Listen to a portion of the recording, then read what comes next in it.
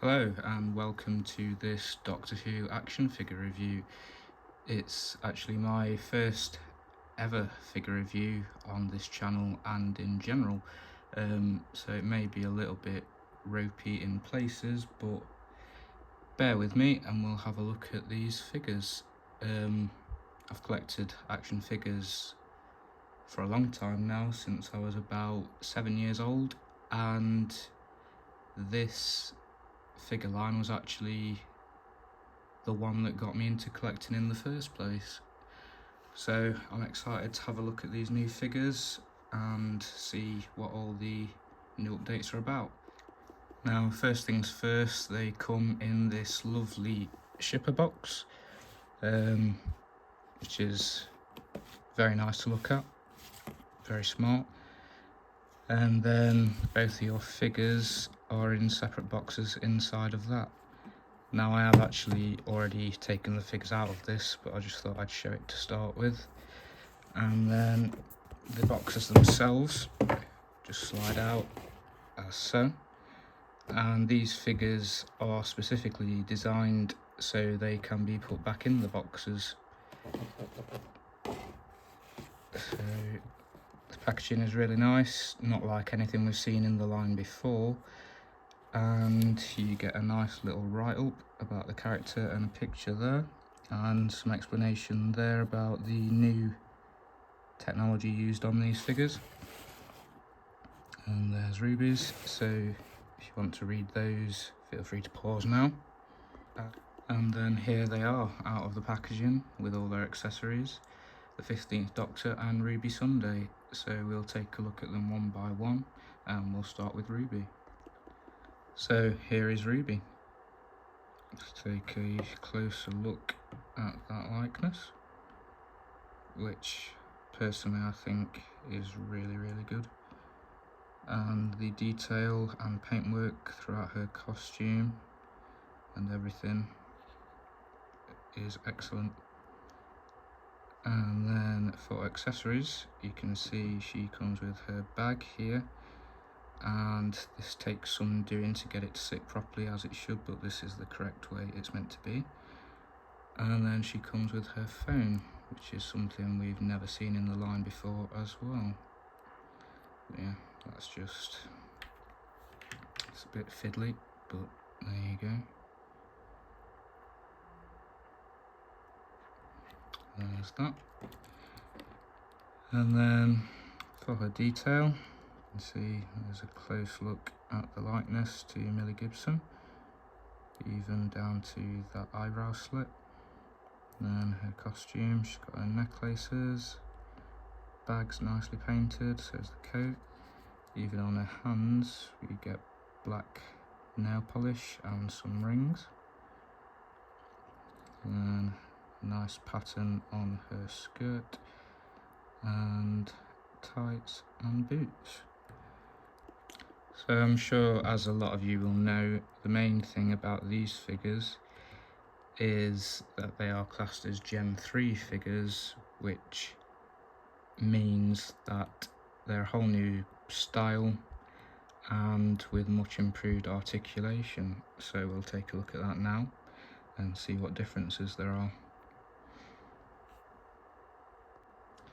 So for Ruby's articulation, she has a ball jointed head which twists and allows for a very little bit of up and down. Then her shoulders are ball jointed and go out as so. Her elbows both twist and, sorry, it's very stiff, but they also bend that much, almost 90 degrees. Then her wrists do swivel slightly, but they get caught on this cuff on the jacket. Then she has a ball jointed waist which allows twist and a little bit forward and quite a bit backwards.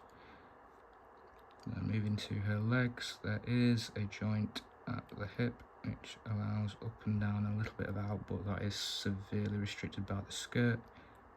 but there wasn't really a way around that. Then just under the skirt there is an upper thigh cut. Then her knees bend that much, and that joint, which I didn't realise until messing around with it for a while, when you bend it, it does also twist a little. And then lastly, her boots do swivel. The other thing to note is these figures are completely pinless, which is new to this line and something I'm very happy to see, especially as a Marvel Legends collector. I know that's been a big upgrade in that line, so it's nice to see a character bringing that sort of stuff to the Doctor Who line. Now here's the 15th Doctor, and I'll say I'm very impressed with the likeness and detail on this one specifically. He also comes with 3 accessories. You can see him holding his sonic screwdriver and psychic paper in the other hand, and we've also got the landmine from Boom. So that's just quite a soft piece of plastic. It does bend slightly, but it's nice to have. The sonic screwdriver is very well detailed for the size. Lots of intricate detailing and paintwork, which is nice to see.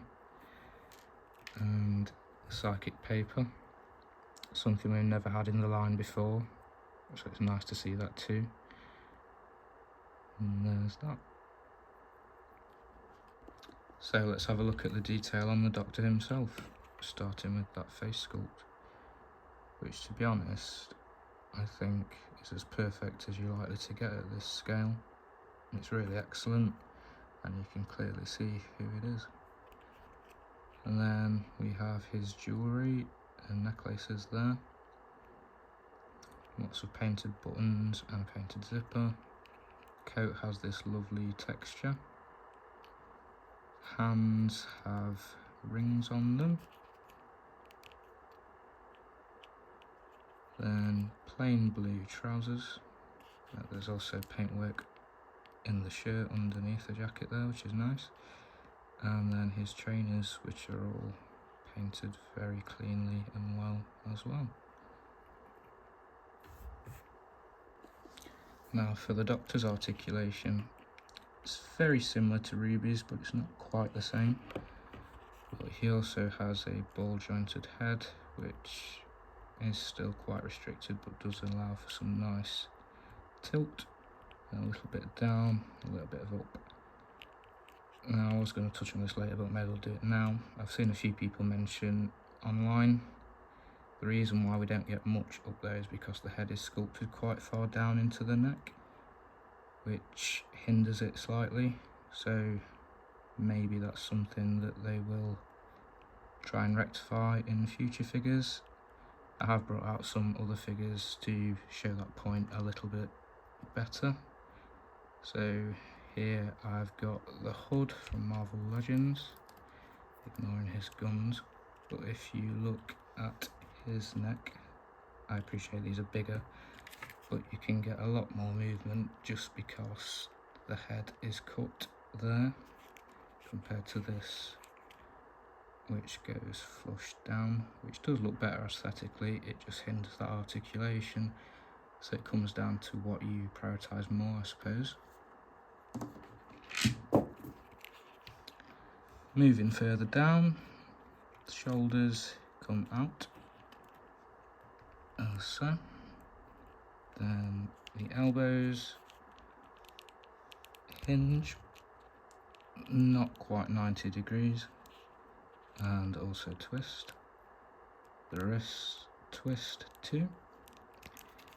It also has a ball jointed torso, which does move really well. Hips supposedly move out, but mine seem quite stuck, so I may have to try and fix that later. Plus you're not going to get much with the coat anyway. They do come forward slightly and back a little bit. The knees bend that much and also rotate. and then the shoes hinge down, up and twist around. Now another thing to note, my figure arrived with his feet in the box in a weird position, and that seems to have stressed the plastic on here. I don't know if that's showing up much on camera, but it's gone lighter blue there and there. So it's something to definitely be aware of if you are posing it. Do not force it, or if it comes in a weird position, check it, because it will stress that plastic, which is probably another issue similar to the neck, where they could have just shaved that off slightly to give more movement.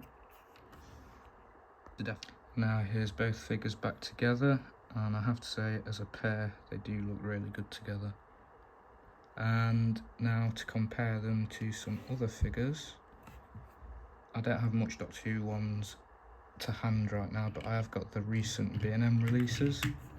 So here's Emperor Davros, and also Supreme Dalek, so you can see how they scale, which looks very nice. Now for a bit of a random one, here is Gambit from X-Men 97, just because the jacket is similar to the Doctor. As you can see, these are quite a bit smaller in scale, and this also proves another point I was going to mention about articulation, that these elbows seem quite hindered, but this just shows that there is ways to get a lot more out of a similar sort of joint. So perhaps that's something we could hope to see in the future. And lastly, for a random comparison, here is Otto from the Jack Specific Simpsons line. As I believe these are said to be 5-inch scale and these are 5.5-inch. So similar, but as you can see, the Doctor and Ruby are quite a bit taller. And now final thoughts. In terms of detail, these figures are absolutely excellent. They're without a doubt the best ones we've had in the line to date. There's still rooms for improvement in terms of articulation. There is a bit more there than we're used to, but the problem is a lot of it isn't that functional yet. But it's early days, so I think with a bit more time they can hopefully figure some of that stuff out, and then we can get some more posable figures as well. But yeah, I'm really happy to have these. I think they're worth the money. If you haven't got them and you collect Doctor Who figures, I would highly recommend them. And yeah, thanks for watching, and I'll see you in the next one.